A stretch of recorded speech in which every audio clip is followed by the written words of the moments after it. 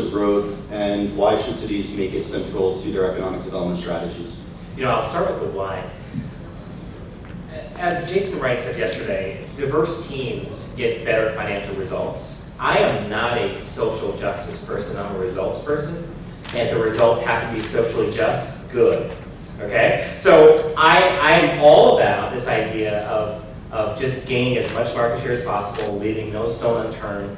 And the strictures that we put in place for nonsensical reasons that make no economic sense, they're just not sustainable anymore. I don't care what your ism is, it doesn't make sense in business. Never about business, let's be about it. And that means you gotta put as many people as possible at the table. So when we say inclusive growth, we literally mean that, inclusive. And it starts with intention.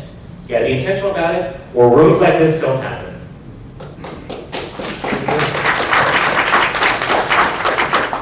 Ross, how do you understand inclusive growth? Well, thanks, Nick, and thanks, Cordell, for bringing this all together. I mean, at Heartland Forward, our mission is really to try and improve economic performance in the center of the country, and you can't do that without thinking about inclusive growth.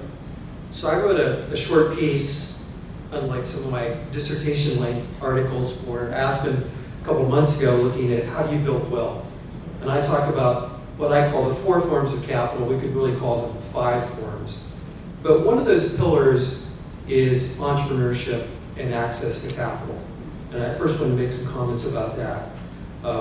We did a big study a couple of years ago looking at the importance of having high startup rates and high scale-up rates in communities in terms of companies that are started and kind of reach middle market status eventually.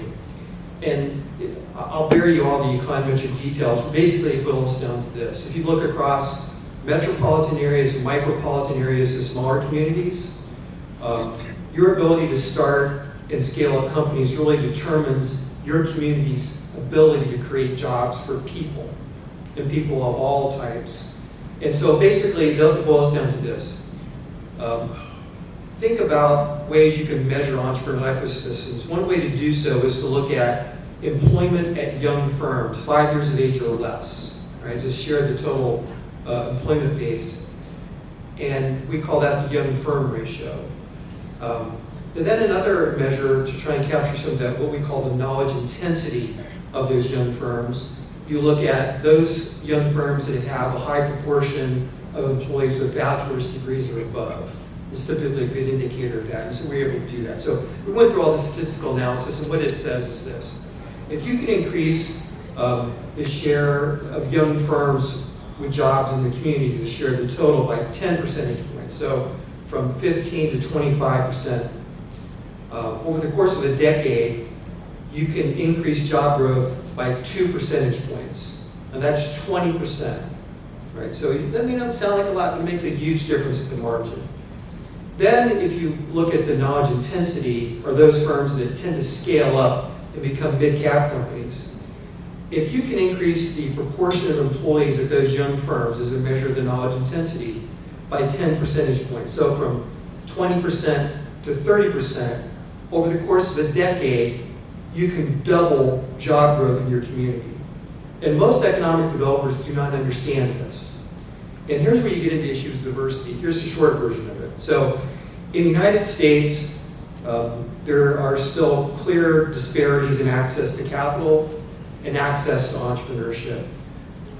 Blacks in the United States, only 0.24% start a company in any given year. That's less than half of whites, substantially below Latinos as well. And so if you're not part of the entrepreneurial economy, you're not building wealth. And here's a statistic that's generally not discussed in the United States, and that's one of my missions is to change that. If you look at black entrepreneurs and white entrepreneurs, there is no difference in looking at social mobility among those groups, those families. Now, if you look at it in terms of the workforce, huge disparities. But blacks coming from the same socioeconomic background as whites have the same ability to build wealth in those families through entrepreneurship. And this is an underappreciated discussion taking place in the United States, and it's part of our mission to do that. Jennifer, maybe pick up where Ross left off. Recent research out of MIT has identified a correlation between the tech industry and rising inequality. Talk about ways in which tech can be marshaled to reduce inequality. I think part of the reason we're excited to be in this room today is actually answering that question, why we partner with folks like Cordell and folks like Ross on these issues.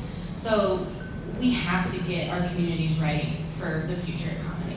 A lot of them, especially in the heartland, and I'm excited, so thrilled Ross is here with us today. In our part of the country, we are not ready, and we are so far behind the 8 ball that investments like ours, the ones that our philanthropy, you saw Ashley and Brian Burkeen up here with us yesterday, have to be made at pretty seismic scales to kind of correct where we are headed.